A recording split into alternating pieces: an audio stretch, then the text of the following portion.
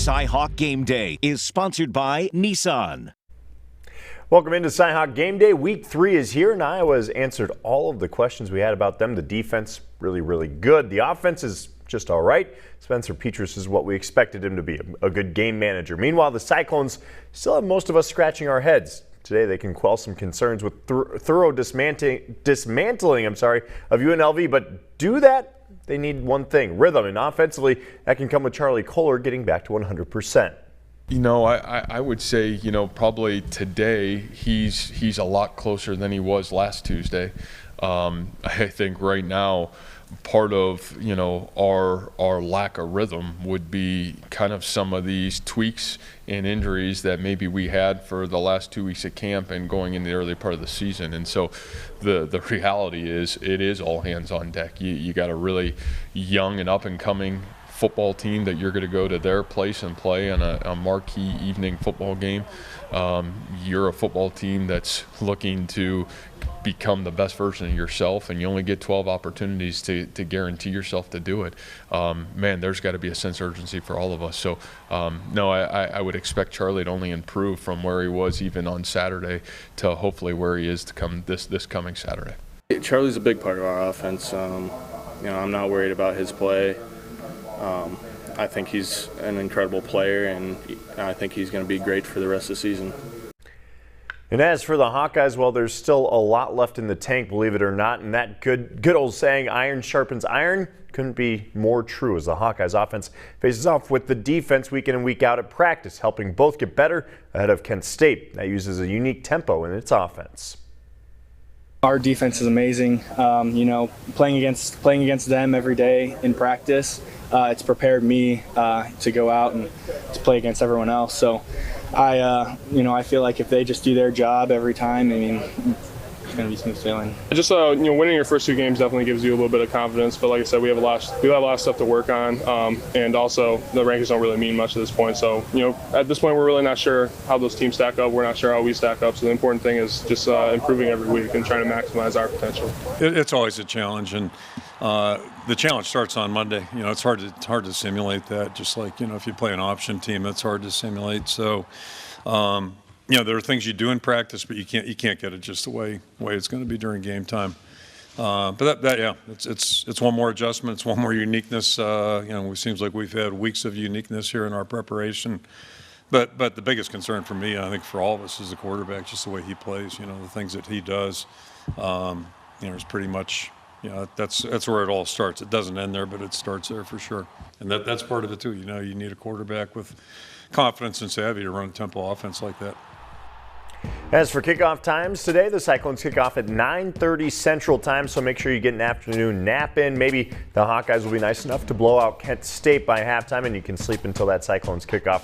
Iowa's at home for a 2:30 kick. We'll have full coverage of the Hawks tonight at 10 here on Local 5. Now we're going to bring in Jeff Woody for the whiteboard segment as he breaks down a crucial play from last week's CyHawk game. Welcome back to the whiteboard. Today we're going to be breaking down the first interception thrown by Iowa State, which is going to be from their own territory. And the reason why I wanted to pick this play in particular is because it shows the difference between how close a play is from being really successful to being really disastrous, or if you're on the other side, a play being really disastrous to being really successful. This is the margins that Coach Campbell and Coach Ferentz always talk about. It's winning the little details. So what's going to happen with this play? Iowa State is going to run a 3-man route, which means there's only going to be 3 people that actually release down the field. So the first player is going to be Darren Wilson, is going to run up and just underneath, and he's going to try and catch all the eyeballs of these linebackers. Iowa, for their defense, is going to be running something like a cover 3, where these 3 guys are going to end up going. There are certain rules sometimes that if there's a guy that crosses your zone, you turn it into man. So I'm guessing that's what this is. I don't have the playbook, so there's a little bit of guesswork that has to happen. But this guy is going to follow over here. So the full route tree is going to end up being Chase Allen is going to try and catch the eyeballs of this safety and pull him with him. And then this play is designed to hit Xavier Hutchinson for a big play. So Xavier's going to run this big post right there. That's it. There's the only 3 people that are out in the route. So they're going to be going block, block, they'll pull the center, block, block. He stays into block, and Breece Hall stays into block. There's going to be a full 7-man protection and 3 men running a route. Well, Brock Purdy's going to do a little bit of a play action and then set up right there. You heard it on the broadcast that Kirk Herbstreit mentioned that this ball needs to come out sooner. Well, what happens is right when he hits this little play action, Xavier Hutchinson's about 10 yards off the ball, or 10 yards off the line of scrimmage. That ball needs to be gone as soon as Brock Purdy's foot hits the ground right now. If we freeze frame this, right when you see Brock give the play action, there's about 2 yards of space between Xavier Hutchinson and the defender. Well, if he throws that to this spot right here, right then, that gives Xavier Hutchinson time to get underneath the ball. What happens is he slows down just a little bit. He takes an extra hitch, and a hitch is when the kind of bounces his feet. Takes an extra hitch. And you can see that that allows the corner to do a really good job of just a little jersey tug. It just gives him enough time to make up that 2 yards of distance that he had and pull it right back to zero. If Brock throws that right away, one of two things is going to happen. Either he throws it to a spot, Xavier Hutchinson comes underneath it, makes the catch. Or if that little jersey tug gets seen while the ball's in the air, that's a pass interference. You're 15 yards, Iowa State gets a first down, they're moving out of their own territory.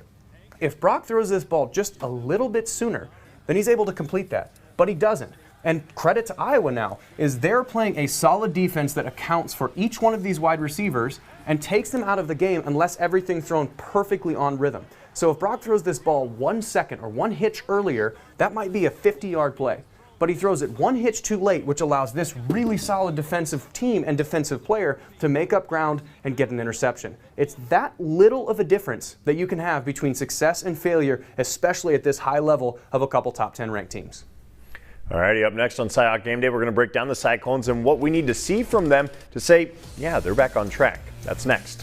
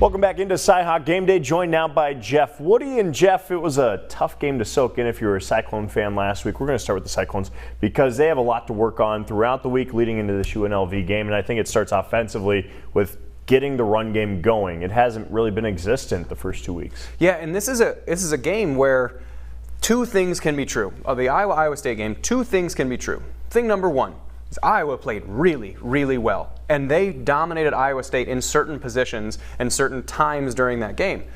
Second thing that can be true is Iowa State missed very short, close little things, little details, little minor in-game mistakes. Well, if you correct those in-game mistakes, that game can flip and change really quickly. So it's Iowa playing really well, Iowa State having a lot to look in the mirror and fix. So it is an interesting week coming off, and now you're going into play UNLV, who is, I mean, not near as good as the first couple opponents that Iowa State's played. You've had a couple weeks to get some film on, so it's a really interesting kind of turning point that Iowa State can take advantage of. And much needed, because Baylor's waiting right around the corner in Big 12 play as they start that in just over a week or a week from today.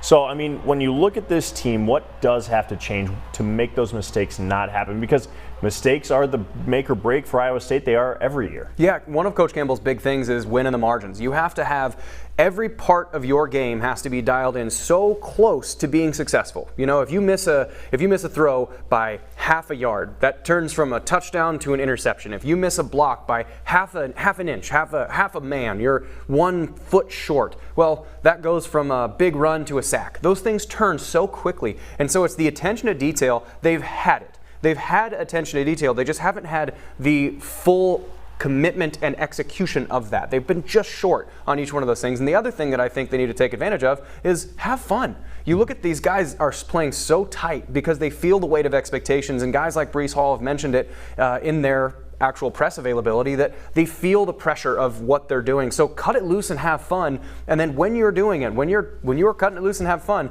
be on the money. Take care of your details, but enjoy while you're doing it. So this team, I think, again, there's a big opportunity to look in the mirror and say, what am I doing? What do I need to do better? And you get the chance to do that today against UNLV. On the other side of the football, you've got an Iowa State defense who deserved better the first 2 weeks, in my opinion, especially against Iowa, because what they did in that second half in holding Iowa's offense to the minimum points really allowable at that point in the game, I mean, it was impressive stuff. And they've only gotten better. Yeah, they played really, really well. I mean, in the second half, Iowa had 16 yards of total offense. 16. They had 13 points off of those 16 yards. And that was the offense making, again, a couple mistakes that just ended up in the wrong spot. Iowa taking advantage of those mistakes. It's not just on Iowa State. You can make a mistake and not get taken advantage of. Iowa did a really good job of taking advantage of those mistakes. So when put in those adverse positions, Iowa State's defense bowed up and did exactly what they needed to do. So that defense is really good. And as bad as that offense played, this is the perfect example of defense wins championships. That kind of mantra, because that offense was about as bad as you can play. You know, 4 turnovers, 1 of them for a touchdown, all of them in your own territory.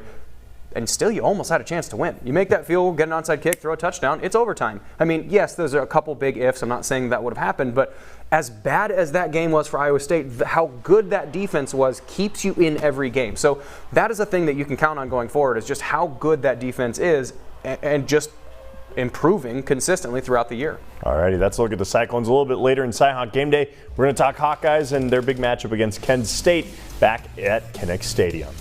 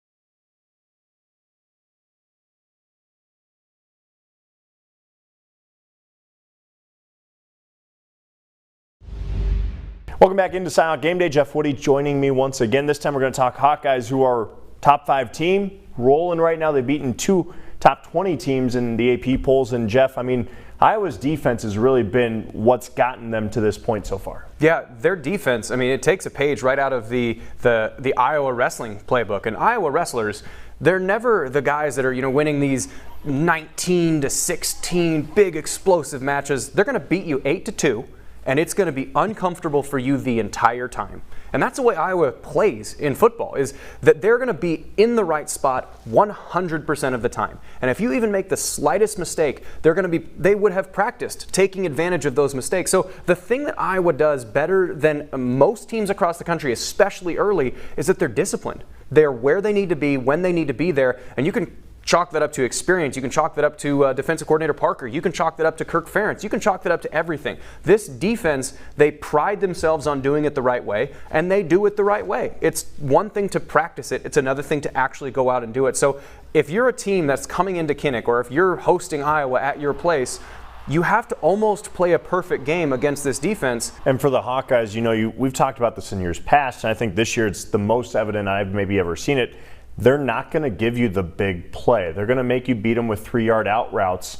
And it gets really frustrating on quarterbacks who just want the big play to happen. I mean, it's got to be tough. Yeah, it is tough. And it's especially tough because teams like to run the ball to set up the pass.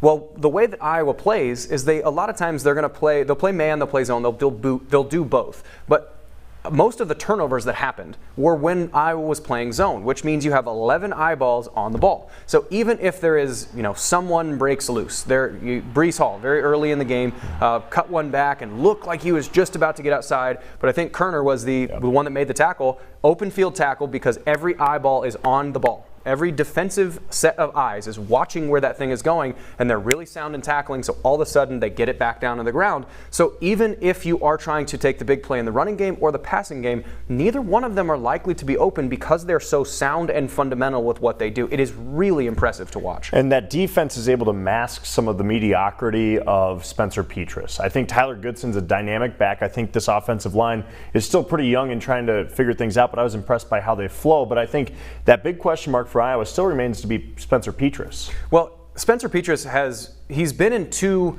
weird games to judge as a quarterback because they had such early leads so quickly. I mean, granted, the big lead didn't happen until the middle of the 3rd quarter for Iowa over Iowa State. So there was still a half where you can kind of judge it fairly, but that was even a pretty tight game against a really good defense. And all of a sudden, it's hard to judge what Spencer Petras is going to be doing in the back half of that Iowa State game, just because you have a 17-point lead in a game where your defense is playing absolutely lights out. So you want to just make sure you don't make big mistakes, and taking a sack sometimes might not be the worst thing because you're not going to throw an interception. So it is, I would say for me, it's a little bit, the jury is still out. What you need to see from this Iowa offense, though, is getting back to what they do best, which is I'm going to push you around and I'm going to run the ball, and good luck stopping it. And they've not been able to do that quite yet. So maybe when the opponents get a little bit, I know not ranked teams, Iowa State's defense, we talked about how good they are. Maybe when they start getting, like today, there's a chance to see if they can get back to that physical downhill running game, which then lets an Iowa quarterback like Spencer Petras operate comfortably. Yeah, Kent State, Colorado State, next 2 games on the docket for the Hawkeyes. They take on Kent State, 2:30 kickoff out there at Kinnick Stadium. That is a look at the Hawkeyes. We'll give you our big men on campus, plus our 3 keys a little bit later in the show. We'll be right back.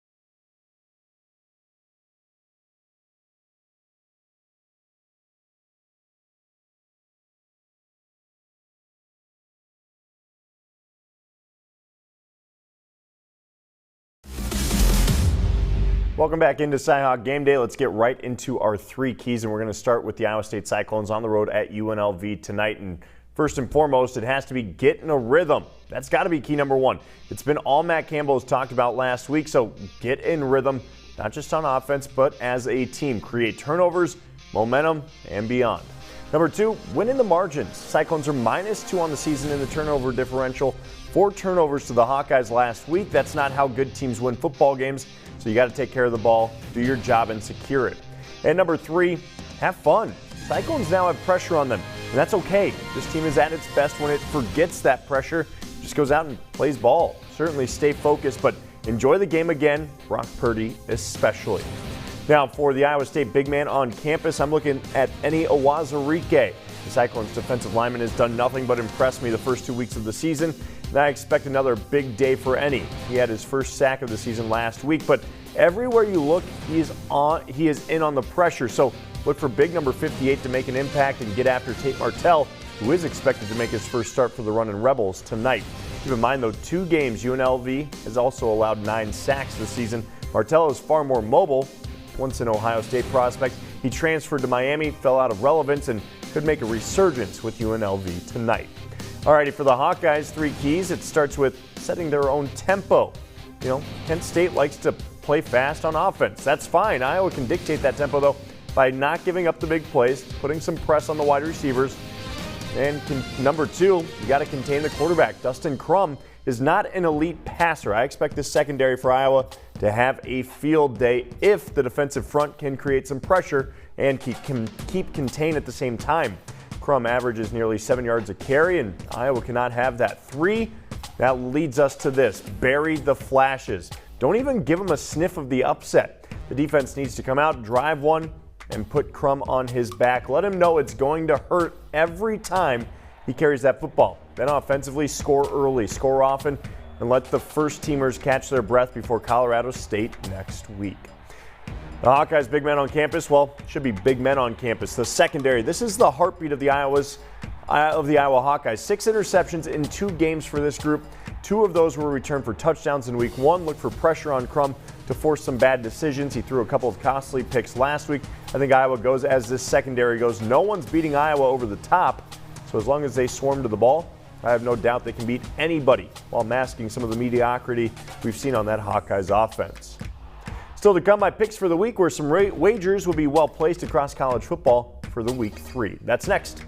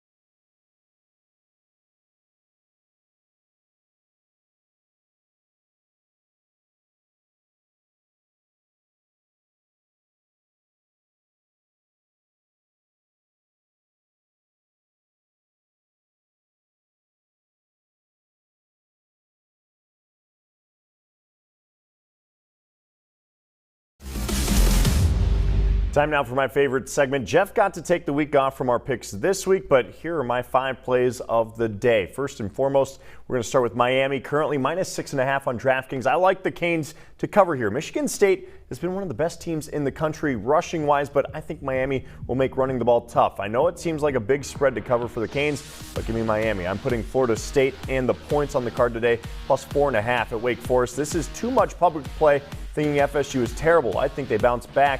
They were grounded last week after losing to Jacksonville State. That was an anomaly. They might top Wake straight up. Then Coastal Carolina, -14. They are visiting Buffalo today. The Bulls put up just 3 points last week against Nebraska. The Chants are better than the Huskers. I think this one's a blowout. Coastal to cover. Now for the Cyclones, they win today. I'm not touching the spread though, but I do like the under in this game, 52.5. ISU will put up points. UNLV simply won't. They managed 10 points last week against Arizona State. I think ISU runs a lot today, so take the under. Finally, the Hawkeyes, -22.5.